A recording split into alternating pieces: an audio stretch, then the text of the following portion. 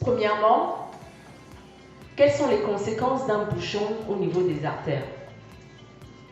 S'il y a un bouchon dans les vaisseaux sanguins, notamment au niveau des artères, le sang ne va pas pouvoir bien circuler. D'accord, j'ai même pas besoin de revenir là parce que vous avez bien expliqué. Et du coup, il y aura forcément une souffrance au niveau des différents organes. Donc, mauvaise circulation sanguine, peu de sang arrive à l'organe, quel qu'il soit, ok.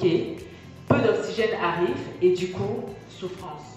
Tout simplement, d'accord? Et c'est vrai, quels que soient les organes, que ce soit le cerveau, que ce soit le cœur, que ce soit les jambes et tous les autres organes de l'organisme, il y aura forcément une souffrance, il y aura des conséquences. Alors, qu'est-ce qui se passe quand peu de sang arrive au niveau du cerveau? On appelle ça comment? Quelqu'un qui n'a pas encore levé la main? Oui, jeune homme? Pardon? Pas vraiment, non? Oui, jeune homme? On devient aveugle. Pardon? On devient aveugle. Non. Quelqu'un a déjà entendu, oui, mademoiselle? Je ne sais pas si c'est une tumeur. Non, je dirais plutôt un AVC. Vous avez entendu parler d'AVC? Accident vasculaire cérébral, absolument. Voilà, donc quand le cerveau ne reçoit pas suffisamment de sang, il y a une souffrance. Au niveau du cerveau, il y a des cellules qu'on appelle des neurones qui vont mourir petit à petit si rien n'est fait. Et ça peut entraîner un AVC. Et du coup, vous savez que le cerveau contrôle la sensibilité, la motricité et d'où donc des paralysies chez certaines personnes. Alors quand le sang ne circule pas bien au niveau du cœur, qu'est-ce qui se passe? Soit une crise cardiaque, soit un arrêt. Voilà, absolument. Si rien n'est fait avant, ben, la personne peut mourir, donc avoir un arrêt cardiaque d'emblée.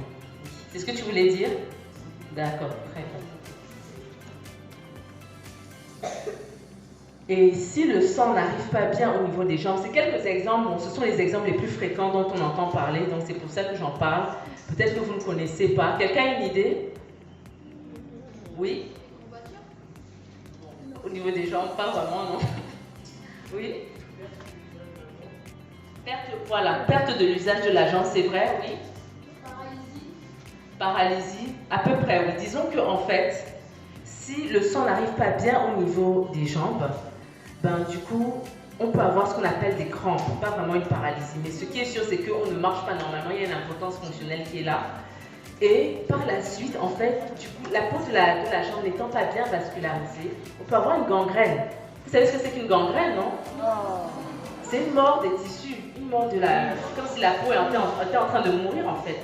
C'est une blessure qui est irrévocable et qui peut progresser. Là, c'est au niveau du gros orteil. Ça peut, si rien n'est fait, si on n'ampute pas, ben, ça va progresser et voilà. D'accord?